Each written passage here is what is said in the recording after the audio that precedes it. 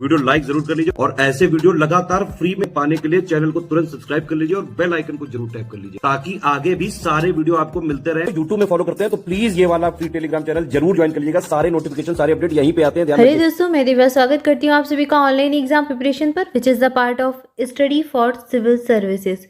दोस्तों, सामान्य हिंदी विषय के अंतर्गत आज पर्यायवाची शब्दों में देखेंगे झा वर्ण से बनने वाले शब्द और इसके आगे टा ठा डा से बनने वाले शब्द देखेंगे। पिछले वीडियो में जा तक देखा था, आज उसके आगे देखेंगे। तो चलिए स्टार्ट करते हैं। सबसे पहला शब्द दिया गया है झा वर्ण से जो बनने वाला शब्द है झरना। झरना के जो पर्यायवाची शब्द हैं इस प्रकार दिए गए हैं। प्रपात झरना को कहा जाता है। निर्झर भी झरना को ही कहते हैं, स्रोत कहते हैं क्योंकि जल का स्रोत होता है। उत्स कहा जाता है।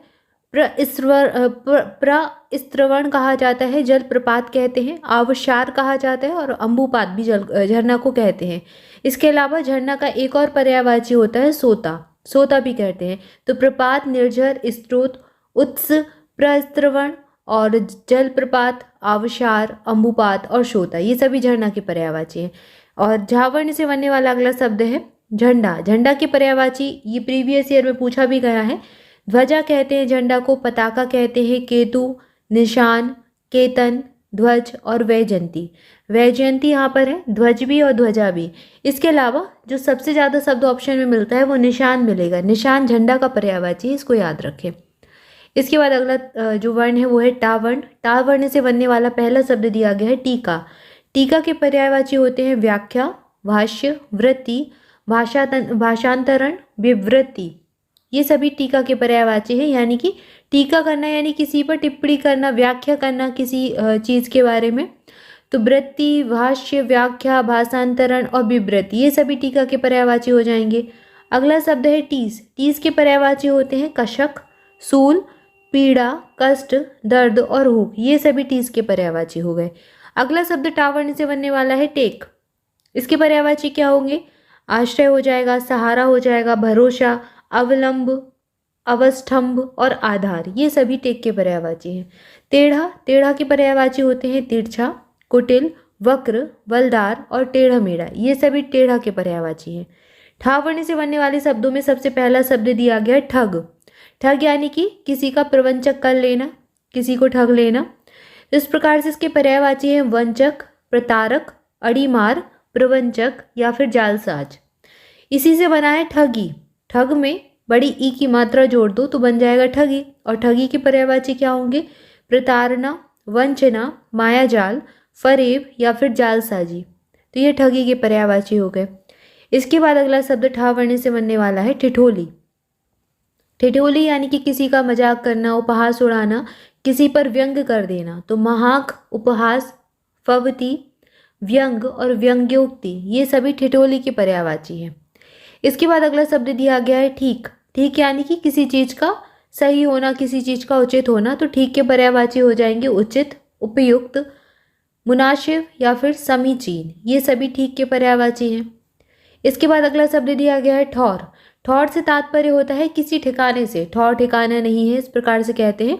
तो ठौर स्थान, जगह, स्थल या फिर ठिकाना, ये ठौर के पर्यायवाची या फिर स्थान या ठिकाने के पर्यायवाची हो जाएंगे। तो यहाँ पर हमने टा ठा डा से बनने वाले शब्द देखे। इसके बाद अगला शब्द है, अगला जो वर्ण है डा। डा वर्ण से बनने वाले शब्द देखते हैं। डा में पहला शब्द दिया गया है डर। डर के पर्यायवाची क्या हो जाएंगे? भय डर को कहते हैं, खौफ, त्रास भी इसी को कह देते हैं, भीति, आतंक, विभीषा, ये सभी डर के पर्यायवाची हैं। इसके बाद आगे शब्द दिया गया है डरावना। डरावना के पर्यायवाची होंगे भयंकर, भयानक, खौफनाक, भयावह और दहशतनाक, ये सभी डरावना के पर्यायवाची हैं। डायरी। डायरी के पर्यायवाची होते हैं दैनिकी, दैनंदिनी, रोज नामचा, जहाँ जिसमें आप रोज की अपनी जो दिनचर्या होती है उसको लिखते हैं, डायरी में लिखते हैं, तो रोज नामचा भी कहते हैं। इसके बाद डाकू शब्द दिया गया है। डाकू जो लुटेरे होते हैं उनको डाकू डकैत कहते हैं। तो दस्यु हो जाएगा, लुटेरा हो जाएगा, लुंठक हो जाएगा, वटमार, डकैत और साहसिक, ये सभी डाकू के पर्यायवाची हैं। इसके बाद आगे देखते हैं, अगला शब्द दिया गया है ढील डौल। ढील डौल यानी कि किसी चीज़ की आकृति, बनावट, रचना। तो गठन होगा, गठन हो गया, रूप हो गया, आकृति होगी, बनावट हो गया, रचना, गठन और गढ़न। गढ़न और गठन, ये दोनों ही ढील डौल के पर्यायवाची हैं। इसके आगे शब्द दिया गया डोरी। डोरी की पर्यायवाची होती है जेवरी, सुतली, तनी, रस्सी या फिर डोर। डोर डोरी कहते हैं ना, जैसे कि जो रस्सी है उसे डोरी भी कह दिया जाता है कभी आम बोलचाल की भाषा में। तो डोरी के ये सभी पर्यायवाची हैं। इसके बाद आगे जो आप शब्द देख रहे हैं, अगला शब्द यहाँ पर दिया गया है डावाडोल। डावाडोल यानी कि किसी चीज़ का स्थिर ना होना, असंतुलित होना। तो डावाडोल के पर्यायवाची क्या हो जाएंगे?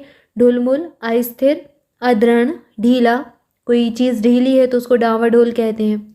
विचलित, असंतुलित, ये सभी डावाडोल के पर्यायवाची हैं। डावाडोल या फिर डावाडोल। तो इस प्रकार से ये शब्द हो गए। डा वर्ण से बनने वाले, डा डमरू का जो है उससे बनने वाले शब्द देखे हमने।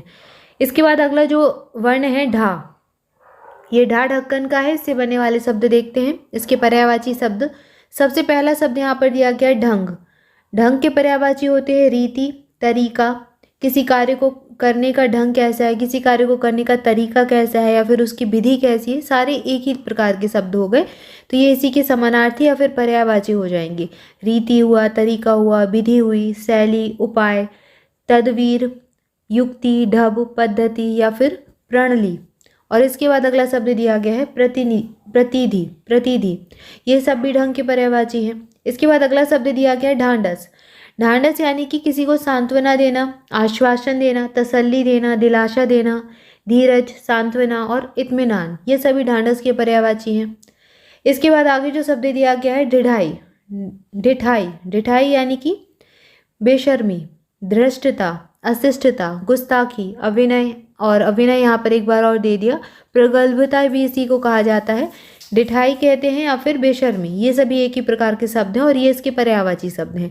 धृष्टता, बेशर्मी, अशिष्टता, जहाँ पर शिष्टता ना हो, गुस्ताखी करना, यानी कि किसी से कुछ विनय पूर्वक ना कहना। अविनय यानी कि अविनम्रता पूर्वक किसी से कुछ कह देना, वहाँ पर ढिठाई शब्द का प्रयोग करते हैं।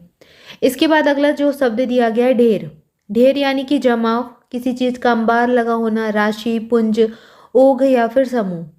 ढोंग, ढोंग के पर्यायवाची क्या होते हैं? स्वांग, कपट, पाखंड, छल, छिपाव, ये सभी ढोंग के पर्यायवाची हैं। ढोंग से बना हुआ है ढोंगी।